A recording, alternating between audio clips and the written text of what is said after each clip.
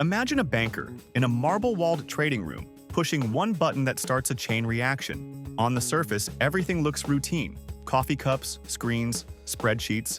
But beneath the calm lies an engine that can convert a single risky bet into global panic. This is not a parable, it's structural reality. We're about to trace the 10-level pathway that turns an ordinary Monday into a financial apocalypse. Understand these stages, and you'll see danger long before the headlines scream. Level 1. Risky investments, the seed of catastrophe. Every crisis begins with risk dressed as opportunity. In the early 2000s, banks discovered they could take subprime mortgages, loans to people with shaky credit, slice them into tranches, and sell them as mortgage-backed securities, MBS, and collateralized debt obligations, CDOS. On paper, the math looked brilliant. Diversify risk, reap fees, book instant profits. In practice, it was like building a steel skyscraper on shifting sand. What made this epidemic contagious was herding behavior. One institution posts exceptional returns, and suddenly everyone piles into the same trade.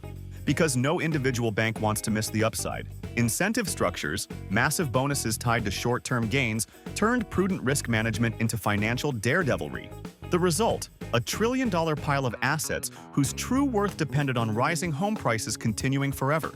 Level 2. Liquidity problems. Rich on paper, broken minutes.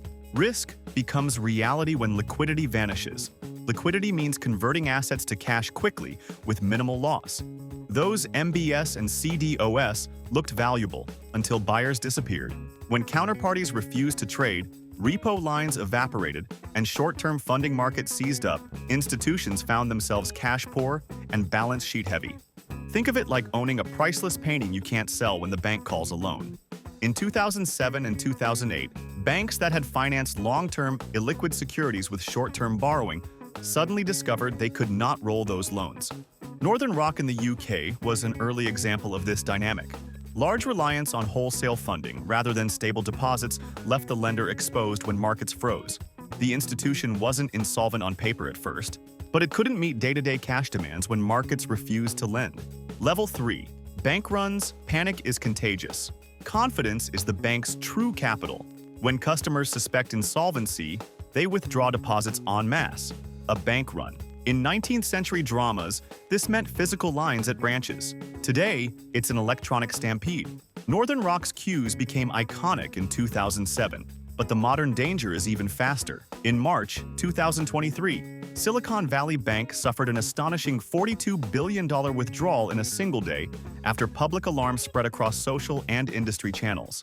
Electronic banking compresses panic from days to hours. A rumor, a sudden stock sale revelation, or a viral post can empty a bank's deposits before executives finish their coffee. Level 4. Asset depreciation. Paper losses turn real. When forced selling follows liquidity stress, asset prices collapse. This is asset depreciation, and it converts hypothetical risk into actual losses. Remember those mortgage pools? As prices fell and defaults rose, MBS and CDO tranches became worth a fraction of what banks paid. Institutions that had marked those assets at optimistic levels suddenly had to revalue them at lower prices, crystallizing losses. One firm's write-down ripples into counterparty fears, margin calls, and further selling. This cascade is brutal because of leverage. Banks often buy with borrowed money. A small percentage decline in asset value can wipe out equity when leverage is high. Lehman Brothers went from trading giant to bankruptcy in days, as asset marks plunged and counterparties closed lines. The speed of repricing is what transforms an isolated hit into a run on the system. Level 5. Mass deposit withdrawals. Once panic spreads beyond one bank, it becomes systemic. Depositors, retail, corporate, and institutional, begin moving money to perceived safe havens. Money market funds, traditionally cash-like, experienced runs in 2008. Interbank trust evaporates and institutions begin hoarding liquidity. The 2008 crisis pushed markets into widespread withdrawal, and in the next generation we've seen how quickly contagion can jump region to region. When one bank's solvency is questioned, depositors across the network reassess counterparty risk. In modern systems, this contagion is supercharged. Payments networks, payroll processors, and corporate cash management systems can concentrate funds at particular banks. And when those banks look shaky, entire corporate treasuries pull back. The result?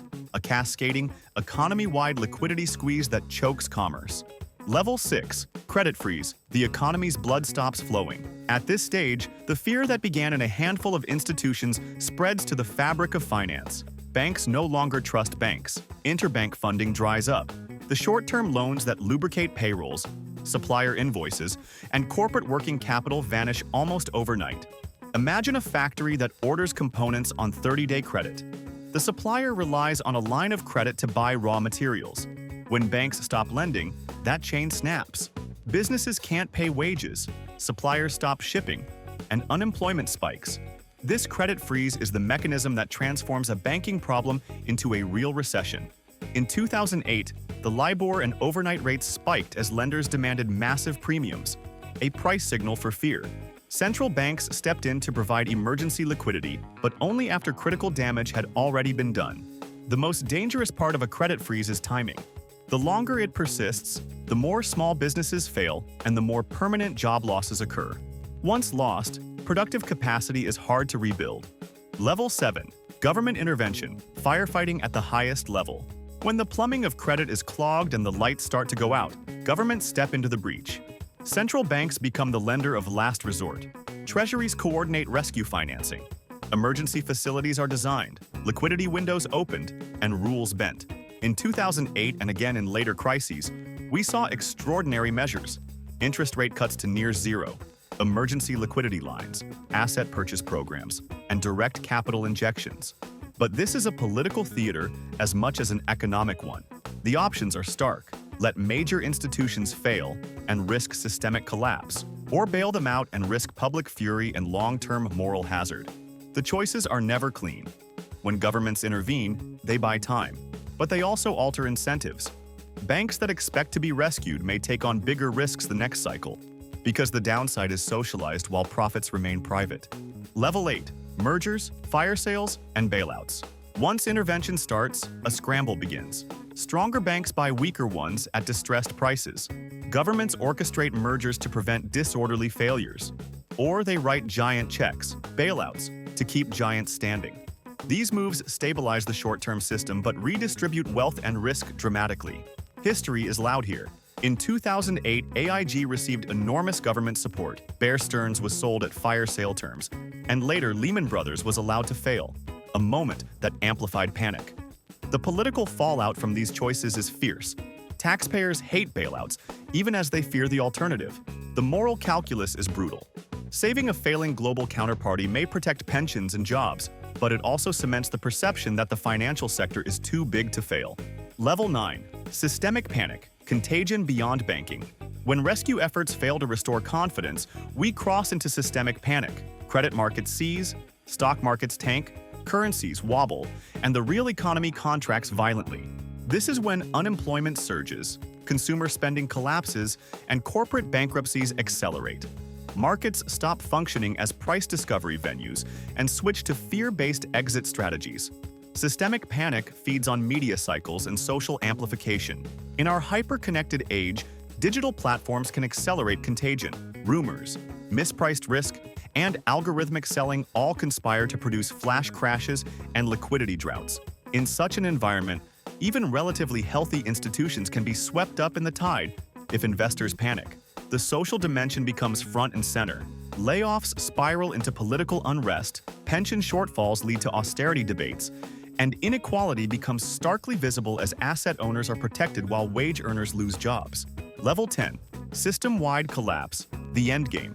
The final nightmare stage is system-wide collapse. Not a single bank failing, but multiple institutions across jurisdictions, payment systems clogged, and falls in essential services. ATMs stop. Payroll systems stall. International settlements hit gridlock. The economic chain reaction hits production, trade, and the basic functioning of cities. This is rare. It's the black swan nightmare central banks train to avoid, but it is possible. Iceland's 2008 banking seizure and the near collapse of several euro area banking systems during the sovereign debt crisis are sobering precedents. A true system-wide collapse forces extraordinary political choices: capital controls, nationalizations, cross-border coordination, or, in dire cases, the breakdown of the international payments fabric. If this breakdown helped you see the machine, subscribe to Econfix for more deep dives on how money actually works and how to protect yours when the system strains.